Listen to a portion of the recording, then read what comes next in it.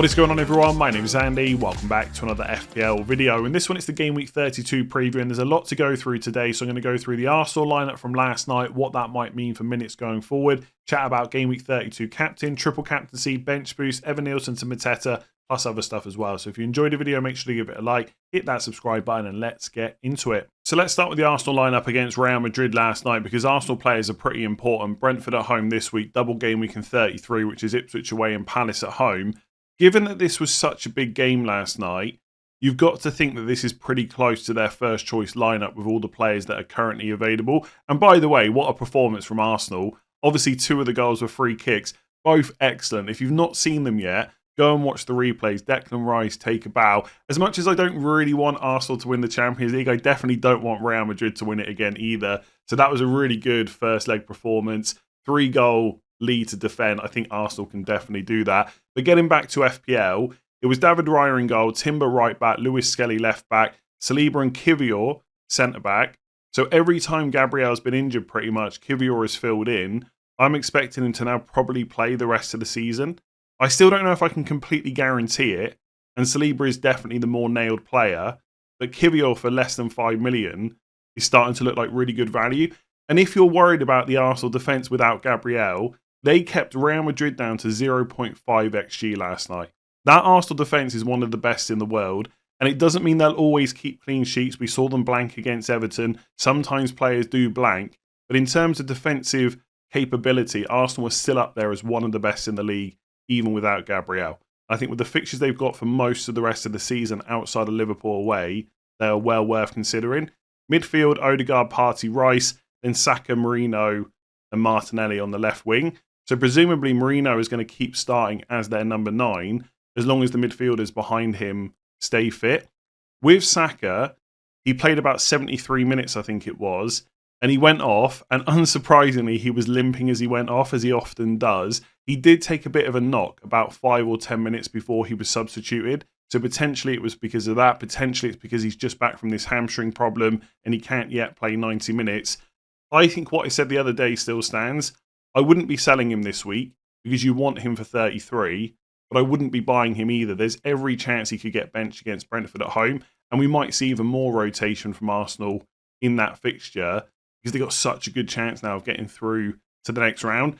The downside of them doing so well is if they do get through to the semi-final, there's more rotation later on. But I think because that double in 33 is so good, you've still got to target them for like 2 or 3 players. And if I was wildcarding now, the best 3 are probably, not necessarily for this week because I think Saka could get benched, but for 33, I think it's probably Raya, Saliba, Saka. If you want to go different and go for 2 attackers instead, I'd probably go Saka and Odegaard. I know Declan Rice scored those 2 free kicks, but I wouldn't be buying him for FPL, or even Saka and Martinelli. I just think that there's quite a few other good attackers you can buy right now, whereas defensively Arsenal were just mostly above the other teams. So I would still go double defence and Saka. You could absolutely go as a differential double attack instead. Saka and one of Merino, Martinelli or Odegaard. But there's definitely going to be some rotation in 32. And if I had to guess right now, I'd probably say Saka's getting benched. So I've had a few questions and I've seen a little bit of conversation around whether or not ISAK is still the best captain for Game Week 32. Should we be looking at Jacob Murphy instead? What about Crystal Palace players as differentials? For me, it's pretty simple. ISAK is by far and away the best captain this week, and I don't think it's particularly close on paper. Like, if you take other Newcastle options, Murphy is really the only one. Barnes is not bad if Gordon's definitely out, but if Gordon could potentially be back for either of the next 2 games, Barnes then becomes a doubt, and you can't captain Gordon on current information. ISAK's got double the goal threat from open play. He's their penalty taker, and although he's got subbed early in the last 2 game weeks, I don't think going forward that I expect Murphy to have higher minutes than ISAK. I just don't really see that as a very likely scenario. So all round, ISAK on paper is just the better option. The only thing Murphy has going for him instead is he's a midfielder. So extra point for a goal, extra point for a clean sheet. And Newcastle are capable of getting 1 or 2 clean sheets in this double, but it's not enough to make him a better option than ISAK. So the only reason for me to consider not going ISAK is if you're worried about this slight groin problem. But Eddie Howe said he's 100% fit. He doesn't see the need to manage him right now. And unless he says anything different on Friday, my captain's armband will definitely be on ISAK. And I've not really looked at my team once and thought, I'm not quite sure. It's just on him, and I think it's pretty obvious, to be honest with you. In terms of Crystal Palace players, they will be massive differentials in terms of captaincy, any of Mateta, Eze and Sarr. But obviously it's 2 away games against Man City and Newcastle. I think Crystal Palace will do well in those games, but not enough to make them better captaincy options than ISAK. And lots of people will mention that Crystal Palace's away form has been brilliant this season. That is true, but when you look at the remaining away games they've got, Man City away, Newcastle away, Arsenal away, Spurs away, Liverpool away, part of the reason their record is so good is because they've not played any of those teams away from home yet. And I would not be surprised if their away form looks a little bit worse once those 5 matches have been completed. And yes, I'm including Spurs in that. So for me, it's definitely ISAK. If I was going for a Palace player, again, on paper, it's probably Mateta because I'd always lean towards the penalty taker. And with Nketiah suspended for the first game of the double, Mateta's minutes should be good. If I wanted to go massively differential, I'd pick Eze because his ownership is lower than Sarr. That's going to increase this week because he's just got 2 assists. But that's where I would probably go. So there's nothing wrong with Murphy. I don't want to talk people out of it. But it seems like a big overreaction because he got 2 goals against Leicester. If I was giving you money to bet on who's going to score more points, ISAK or Murphy, and you get to double that if you're right, I don't think many people are betting on Murphy. So ISAK for me. So this is a good follow-up question that a lot of people asked about. Is triple captain in ISAK this week still viable? Or should we save it for double game week 33 or double game week 36? Now, I'll come on to the alternatives in a second, but just to tackle a few points here, my question back would be, what makes it not viable to captain ISAK all of a sudden? Is it because of that yellow flag going into the Leicester game? Because it feels like that is causing a bit of a mini panic with people. Ultimately, he was yellow flagged, but then he started and played 71 minutes and didn't look like he was struggling throughout any part of that game. And yes, of course, he was subbed early, but Newcastle made earlier substitutions than ISAK. So if they were that worried about his fitness, they could have brought him off sooner. And when they did take him off, it was 3-0. That game was in no doubt going to be a Newcastle win. So you could absolutely go ahead and rest him. So I don't think, based on what we've seen against Leicester, what Eddie Howe has said, there's really any cause for concern in terms of fitness. Yes, there's that minor groin problem he's had a couple of issues with. But as it stands right now, I'm expecting him to start against Man United and to start against Crystal Palace. And the turnaround for the Man United game is like Monday to Sunday. So I just don't see too many issues. So in terms of viability, it's absolutely still viable to triple captain ISAK. And I understand people don't want to waste their chip, and that's why there's a bit more panic about it. But I think it's being overplayed a little bit. And then on double game week 36, just to confirm, there is no guarantee we will have doubles in game week 36. And there's no way for sure of knowing exactly which players would double either, because it's going to be based on FA Cup semi-final results and stuff like that. So don't put all your hope in the doubles for 36 because they might not happen. So in terms of the alternatives, double game week 33 is definitely worth looking at because you know those games are absolutely confirmed. So you could look at Saka versus Ipswich away in Palace at home, Marmoush versus Everton away in Villa at home, and then someone like Mateta versus Bournemouth at home and Arsenal away. You could obviously go for Eze from Palace or Marino from Arsenal if you really want to, but they're probably the best 3 picks from their respective teams. Straight away, I would rule Mateta out because he's playing Arsenal away. Really tricky defence to play against. And also, if Palace are going to rotate, it could be that game because straight after that, they've got their FA Cup semi-final against Aston Villa. Arsenal away is already going to be difficult to win. Palace are not going to get relegated. They're probably not going to be able to push for European places either. That is the perfect game to rotate. So Mateta would be off the list for me. Saka on paper, I think because he's a midfielder and because he gets to play against Ipswich, is probably better than ISAK. But you don't know whether he's going to be fully fit at that point. He's definitely going to play the second leg against Real Madrid. Could they reduce his minutes against Ipswich?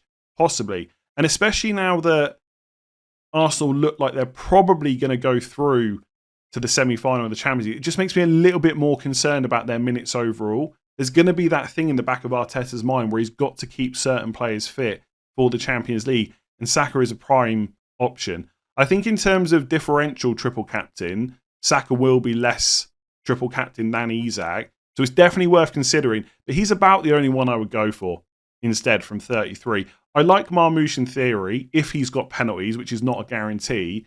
But I just think ISAK versus Man United at home and Palace at home is better than Marmoush versus Everton away and Villa at home. If you wanted to do it as a differential, absolutely Marmoush would probably be my pick outside of Saka, but that's the only two I would look at. In terms of Game Week 36, just a quick reminder of how this could work. Any team that's in the FA Cup semi-final, if they win that and get through to the final, there is a possibility, not a guarantee, that their match in Game Week 37 will be postponed and then brought forward to 36. So as an example, if Villa beat Palace, their game against Spurs in 37 could be brought forward to 36. Therefore, Aston Villa would have Bournemouth away and Spurs at home. So how that would look on paper, these would be your options. Watkins versus Bournemouth away, Spurs at home. Could be Rodgers, Rashford, whatever. Son versus Palace at home, Villa away. Mateta versus Spurs away, Wolves at home. Cunha versus Brighton at home, Palace away. Marmoush versus Southampton away and Bournemouth at home, which looks quite nice because he gets to play Southampton in this particular scenario. Evan Nielsen versus Villa at home, City away. Bowen versus Man United away, Forest at home. And then Chris Wood, if he's back fit, Leicester at home Leicester at home and West Ham away. You probably wouldn't want to triple captain someone like Gibbs White. So from those 36 fixtures, Nottingham Forest are probably the best. Leicester at home, West Ham away. Do you want to put all your eggs in the basket of Chris Wood being back fit and triple captaining him instead of ISAK that's right in front of you? It wouldn't be for me, let's just say that.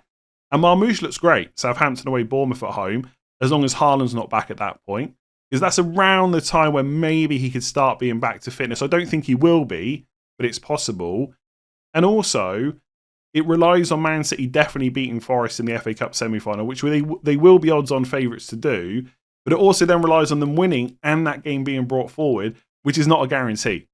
It's possible for sure, but you just can't guarantee it. So I look at that list. Let's say those doubles in 30, and by the way, all those doubles can happen, right? It depends on who wins in the FA Cup. So if Palace win and Villa don't, then Villa probably wouldn't have a double necessarily. But anyway, let's just say for argument's sake, all those doubles are confirmed in 36 and you've got the ones in 33. Which of those players would stand out better than ISAK? I think Saka in 33. Not even stand out better, but potentially better. And then maybe Marmoush in either 33 or 36. I don't really see anything else to get massively excited about. So if there's no other considerations here, like bench boost, assistant manager, etc., you're just thinking of the best week to play your triple captain, I think it is ISAK this week, or you take the risk that Saka is fully fit and plays 70 to 80 minutes in both games in 33 and just use it on him. Otherwise, unless Eddie Howe says something on Friday, we've got to assume that ISAK is fit and he's probably going to start both games and he's just brilliant. And I think this always happens because it's a chip. People start overthinking it a bit more. And again, I get it. You don't want to misuse it and stuff like that. And because of the yellow flag versus Leicester, but I think there's a little bit too much worry here. I think on paper, ISAK is still brilliant. And I just wouldn't want to put all my eggs in the double game week 36 basket only for there to not be doubles or for there not to be a great player that you want to triple captain. Like if Son, for example, Palace at home, Villa away, but could you guarantee he starts both games if Spurs are still in Europe? Like, I just don't think I'd be saving too many chips for 36 if I could use them before. So Saka in 33 if you really want to go for it. Otherwise, ISAK is still decent. So another thing that came up a lot this week was bench boost. So this question is, I'm on bench boost game week 32 and currently have Martinez, Rodgers, Vardiol and Cucurella on the bench. What should we do with potential minutes risks like Rodgers and Cucurella? Is it worth taking hits for players that will definitely play in game week 32? So on that last point, I probably wouldn't be looking to take too many hits just to activate my bench boost unless I had an injured or suspended player. So let's say I've got 4 players on the bench, 3 are going to start, 1's injured. Then I might take a hit just to get the bench boost used this week because I wouldn't be able to guarantee I'll have a better bench later on. But if you're taking hits for like Cucurella and Rodgers, that's a -8 for players that could play. That doesn't seem a great thing to do, to be honest with you. In that scenario, if you're really worried, I'd probably delay the bench boost and hope that you get a decent enough bench later on. The reality is we've only got like 6-7 game weeks left of the season. At some point, you're going to have to use this chip, and it might not be in an ideal week, but it's got to go, right? So unless you can almost guarantee you'll have a better bench later on, I'd probably use it in 32, even if you've got one or 2 risks. Ideally, you wouldn't have 2 risks. It'd be like 1 maximum. But if this was your plan, I'd still be pretty tempted to get it used. On those particular players, because I know a lot of us have got them, Vardiol will be fine. I'd be very surprised if Martinez got rotated. I wouldn't be surprised if Villa rotate the rest of the team. But Martinez, surely you can just play him week to week. Maybe that's just copium because I've got him on my bench. But goalkeepers don't get rotated that often. It can happen, so I'm not guaranteeing it, but I think he'll be fine. Cucurella, I also think will probably be fine. Like, I get that European cups are important, of course, right? Even Europa Conference League. But surely Chelsea are also trying to chase down Champions League spots. And I know he got rotated in the last game, so I cannot guarantee he's going to play against Ipswich, but I think he probably will. Rodgers, for me, is the big worry.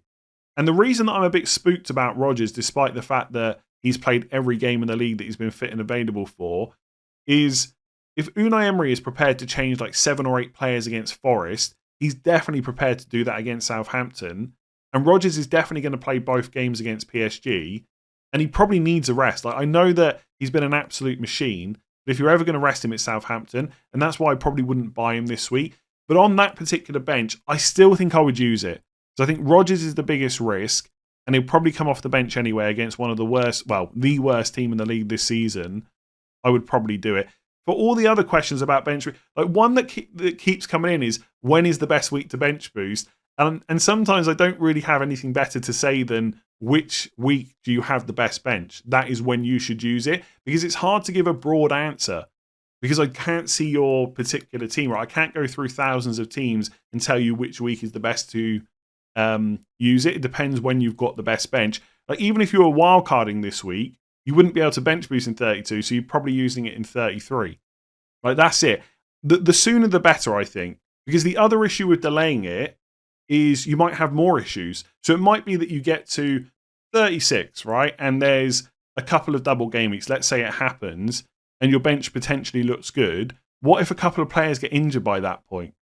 So there's value in just using it sooner when you know your players on the bench are at least fit. So I think in most cases I would use it this week if that was your original plan.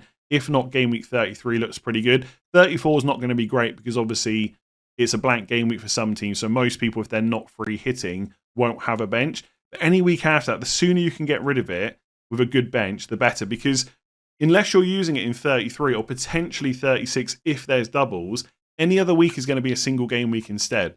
So if your bench looks pretty good in a single game week right now, I would just get it used. So is Conor Bradley nailed for the next 2 game weeks? I guess the best way to answer this question is by saying I'd be surprised if he doesn't start the next 2 games against West Ham at home and Leicester away in game week 33. He came off the bench against Fulham in game week 31, got like 20, 25 minutes. We know he's the first choice backup to Trent. So if he's fit and available, why wouldn't he play? Like, Kwanzaa can do a job there. Curtis Jones obviously played there as well. Neither are as good as having Conor Bradley in that position. So I think he will start the next 2 games as long as he's fit. Long term, it's difficult to say because I'm not quite sure exactly when Trent might be back. But actually, as long-term picks, Liverpool defenders probably aren't that great anyway. Spurs at home in 34 is okay because it's at Anfield. But then it's Chelsea away in 35, Arsenal at home in 36, Brighton away in 37. So I don't know long-term whether I'd want a Liverpool defender. But for the next 2, in terms of single game weeks, he looks good. And he's less than 5 million at 4.7. And he's a massive differential. And if Trent's out even longer, he will surely continue playing. So to answer the question, yes, I expect him to probably be nailed. I don't see why he wouldn't play. And I think in terms of single game week fixtures, it's pretty decent. And his ownership's going to be low. So would you do Evan Nilsson to Mateta for a third Palace player or hold and roll with just 2? In this case, the person has got Munoz and Eze. I guess, again, the best way to answer this is I'd rather have Mateta for game week 32 and 33 than Evan Nilsson, even with the difficult games away from home that Palace have got. Don't get me wrong, Evan Nilsson's done great recently. I'm glad he's on my wildcard, 3 goals in the last 2, sub 6 million, he's great value. But if you're happy with all your midfielders and you've got Evan Nilsson, ISAK and Marmoush up front, and the only way to get the third Palace is Mateta for Evan Nilsson, I would probably do that, especially if you're on free hit 34. Because if you look at Bournemouth's fixtures, they've got Fulham at home, Palace away next 2, not bad. But in 34 against Man United at home, it doesn't matter because you're on free hit. So you can pick whichever players you want. And then after that, Evan Nielsen comes back into Arsenal away, Villa at home, City away, which is not as good. Now, Bournemouth could double in 36. It'd be Villa at home and City away. That wouldn't be that bad. But overall, with single game weeks, it's not amazing. Whereas with a Crystal Palace player, you've got the 2 doubles. There is a possibility for rotation against Arsenal. But either way, I still think you've got an extra fixture over the next 2 at least. Maybe an extra 2 fixtures. 3 hit 34, so it doesn't matter. Then you come back to Forest at home, Spurs away, Wolves at home, which I think is better than what Bournemouth have got. And it's possible that Mateta could double in 36, as I've already discussed in this video. So I think on 3 hit 34, I would make the move. If you're playing through, it's a little bit more difficult, because if Mateta does get rotated in that Arsenal game, then you're only gaining 1 fixture. But he'd surely come off the bench. I would still do it, I think. I can't see any way where Evan Nielsen is a better option than Mateta over the next couple of game weeks. Ideally, you just get Sarr in instead and just swap one of your midfielders out and keep Evan Nielsen. That's a similar setup to what I'm on. But yeah, if it's a choice between the 2, I'm taking Mateta. So is it worth selling Gordon to Murphy for 1 week due to minutes concerns? I plan to sell to Saka in game week 33, so would only hold Murphy for 1 week. Now, I'll try and answer this as quickly as possible, because ultimately it's going to depend on what Eddie Howe says about Gordon on Friday, and I'm sure I'll cover Anthony Gordon again in final thoughts. But if Gordon is ruled out, even just for the first game of 32, I think I would make this move. I think bringing in a player that's likely to start both games in a double when it's 2 home games, which aren't amazing, Man United and Palace, but they're certainly not terrible. I think that is worth an extra transfer if you know that Gordon's unlikely to even start the first match in game week 32. If Eddie Howe says that Gordon is available and back in the squad, that obviously doesn't guarantee a start in the first game. But there is then a scenario where he's benched against Man United and comes off for like 1 point or more and then starts against Palace. In that scenario, I'd probably just keep Gordon and hope for the best, save the transfer. And obviously, you're also keeping a differential as well. But any doubts about his minutes in 32, I think that's worth the transfer, because Murphy is a pretty good option going into that double, even if you're going to sell him again straight away. If you enjoyed that video, make sure to give it a like and hit that subscribe button. I'm going to be back tomorrow with team selection, so I'll catch you then.